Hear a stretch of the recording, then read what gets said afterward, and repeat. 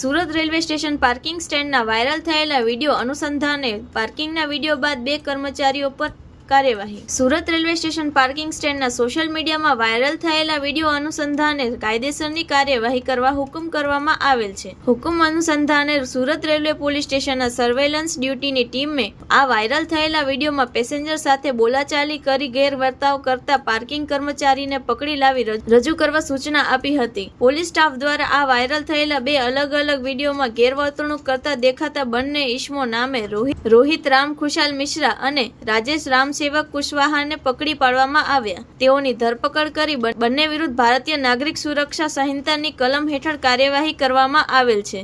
તેમજ પાર્કિંગમાં કામ કરતા કર્મચારીઓ તથા પાર્કિંગ સ્ટેન્ડના મેનેજર તથા કોન્ટ્રાક્ટરોને બોલાવીને પેસેન્જરો સાથે સભ્યતાપૂર્વક વર્તન કરવા અને ભવિષ્યમાં ફરી આવું વર્તન નહીં કરવા સૂચનો આપવામાં આવેલ છે। Report by Haresh Rajput, Surat.